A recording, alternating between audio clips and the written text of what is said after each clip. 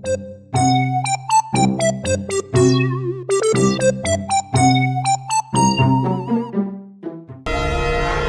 bundok ng Arayat, ang namumunong diwata ay si Mariang Sinukuan. Mabait siya sa mga nangangailangan ng tulong. Pero kapag may nasaktan ka sa gubat niya, mabigat magparusa ang diwata. Mahal na Mariang Sinukuan, ilapit po ako. Tulungan ninyo ako. Ano ang nangyari? Ang mga anak ko, hindi pa man naisisilang, ay walang habas ng pinaslang. Ano ang nangyari sa iyong mga itlog?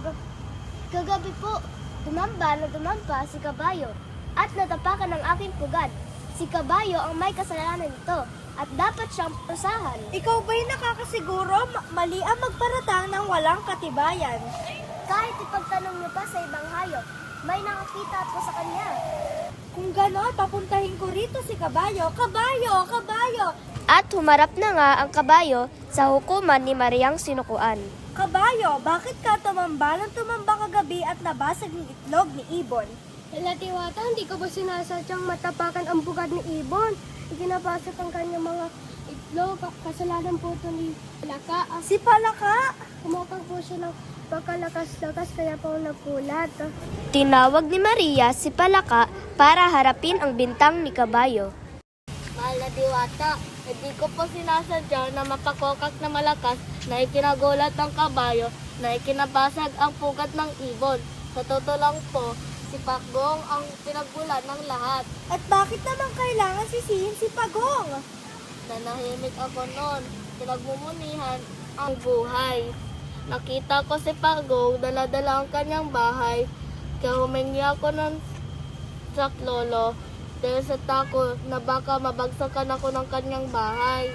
Kung ganon, Pagong! Pagong! Narinig ni Pagong ang tawag ni Maria.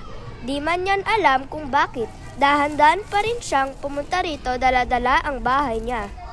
Paumanin po, ang sa akin lang po, sino po bang hindi magdadala ng sariling bahay kapag nakakita ng apoy? Ang bahay na ito na lamang ang mayroon ako. Lahat ng aking alaala ay nandito. Kapag masunog ito, parang binuran niyo na rin po sa mundo. Wala naman naiulat na sunog kagabi. Nagsisinungaling ka yata, Pagong? Hindi po. Kasalanan po ito ni Alitaptap. Dahil may dala siyang apoy at natatakot ako masunog ang bahay ko. Puro na lang kayo turuan. Asan na ba si Alitaptap? Papuntahin siya rito. Nang makita si Alitaptap, ay dagli niya itong ihinarap sa diwata. Bakit ako lang ang inyong tinatanong? Ang dapat niyong sisihan ay si Lamok. Kasi po, natatakot akong masaksak ni Lamok. Dahil may dala siyang itak araw-gabi. At tanging ang apoy ko lang ang panlaban ko sa dala niyang itak. Pwes, hanapin si Lamok. At hinanap nga ni Alitaptap si Lamok para humarap kay Mariang Sinukuan. Bakit may dala kang itak araw-gabi?